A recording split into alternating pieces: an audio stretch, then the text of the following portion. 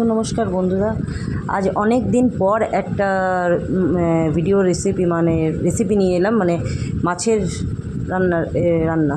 তো দেখতেই পাচ্ছ পাবদা মাছ আমার ভাজা হয়ে গেছে। ভাজাটা থেকে আর দেখালাম না, শুরু থেকে আর কি।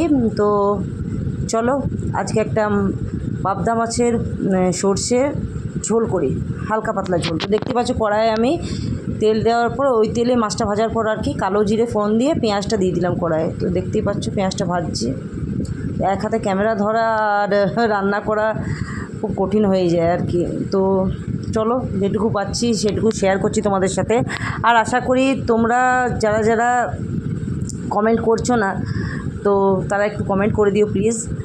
তো চলো পেঁয়াজটা ভাজতে দিলাম আমি ততক্ষণ। তো এর ফাঁকে আমি একটা কথা বলতে চাই, যারা যারা সাবস্ক্রাইব করে প্লিজ সাবস্ক্রাইব করে দিও, আর লাইক করো, কমেন্ট করো, শেয়ার করো, আমাকে এগোতে একটু সাপোর্ট করো তোমরা সবাই মিলে আর কি।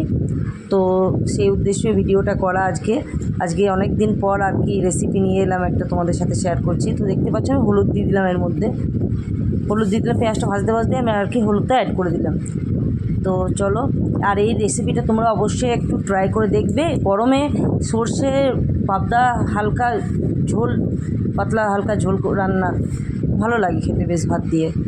তো চলো আমার রান্না সব হয়ে গেছে, প্রায় পোস্ত হয়ে গেছে আর চাটনি হয়ে গেছে, আর এই যে মাছ করলাম। তো সরি গাইস, মাঝে একটা ফোন চলে এসেছিলো, সেই জন্য আমি একটু পজ করতে হলো। তো দেখতে পাচ্ছ হলুদ দিয়ে দিলাম, আর কি একটু মিষ্টিও দেবো, চিনি হালকা। তো মিষ্টিটা কেউ স্কিপও করতে পারে, কারণ মিষ্টিটা হচ্ছে নিজের টেস্টের অ্যাকর্ডিং। ওটা যদি কেউ না দিতে চায় তো ওটা অ্যাভয়েড করতে পারে, ওটার জন্য কোনো ব্যাপার নেই। তবে আমার ভালো লাগে বলে মিষ্টি দিলাম। দেখতে পাচ্ছ পাবদার সাইজগুলো, এর আগেও আমি একটা পাবদা মাছের রেসিপি শেয়ার করেছি, যেটা যারা পুরনো সাবস্ক্রাইবার তারা জানবে হয়তো। তো আজকেও একটা অন্য ধরনের রেসিপি শেয়ার করছি পাবদা মাছেরই। তো পাবদার পিসগুলো বেশ বড় বড় কিন্তু। তো চলো বাকিটা এই বাকি রান্নাটা দেখাচ্ছি, শেয়ার করছি বলছি। তো সর্ষে বাটা আর এটা শুকনো লঙ্কা বাটা আমি বেটে রেখেছিলাম আগের থেকে, মিক্সিতে দিয়ে দিলাম সবটাই। এবার এটাকে একটুখানি নেড়ে নেবো। বেশি পেঁয়াজটা আমি 80% ভেজেছি, পুরো লাল করিনি কিন্তু, ঠিক আছে। এবার এর মধ্যে আমি খুন্তি দিয়ে এটা নিয়ে নেবো। তার আগে আমি জল মিশিয়ে নিচ্ছি একটু। দেখতে পাচ্ছ একা হাতে ক্যামেরা করা রান্না করা খুব মুশকিল হয়ে যায়। তো চলো যাই হোক, কিছু করার নেই, এই করে করতে হবে। তো আমি একটু নাড়িয়ে নিলাম সর্ষেটা দিয়ে পরে। এবার আমি মিক্সিতে জারে ধুয়ে পরে জলটা রেখেছি, ওই জলটা অ্যাড করে দেবো আমি এর মধ্যে। তো চলো, এই রান্নাটাকে মাখামাখা করতে পারে, আবার জিরে গুঁড়ো কেউ চাইলে জিরে গুঁড়ো অ্যাড করতে পারে এর মধ্যে, নিজের টেস্ট অ্যাকর্ডিং এটা।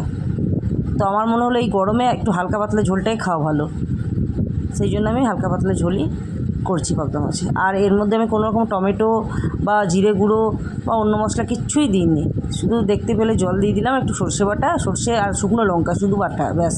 আর আমি কিছু মেশাইনি কিন্তু। তো ঝোলটা ফুটছে, দেখতেই পাচ্ছ। তো ঝোলটা ফুটছে, এই মুহূর্তে আমি একটু নুনটা অ্যাড করে দেবো। নুনটা সবাই তোমরা নিজের টেস্ট অ্যাকর্ডিং দেবে, কারণ আমরা একটু বেশি নুন খাই, তো একটু আমরা সেই হিসাবে আর কি নুন দিচ্ছি, দেখতেই পাচ্ছ।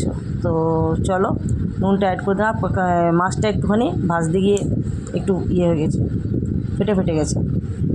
তো যাই হোক, সেটা কোনো ইস্যু নেই, খাবারটা নিয়ে ইস্যু হচ্ছে। তো চলো এই দেখো কাঁচা সর্ষের তেল বেশ কিছুটাই ঢেলে দিলাম আমি এর মধ্যে, কেন একটা ফ্লেভার যে ছাড়ে সর্ষের তেলে, সেটা খুব ভালো লাগে কিন্তু গরম ভাতের সঙ্গে। তো এই মাছটা আমি দিয়ে পরে কিন্তু গ্যাসটা অফ করে দেবো, কেন মাছটা আমি বেশিক্ষণ ফোটাবো না, কেন যখন খাবো ভাতের সঙ্গে সেই নরম হয়ে যায়, তো সেই জিনিসটা আর কি ভালো লাগে না, একটু ক্রিস্পি ভাব থাকবে, সেটা খেতে বেশি ভালো লাগে। তো দেখতেই পাচ্ছ আমি এই সময় গ্যাসের ফ্লেম একদম সিম করে দিয়েছি, লো করে দিয়েছি। তো এবার আমি এটাকে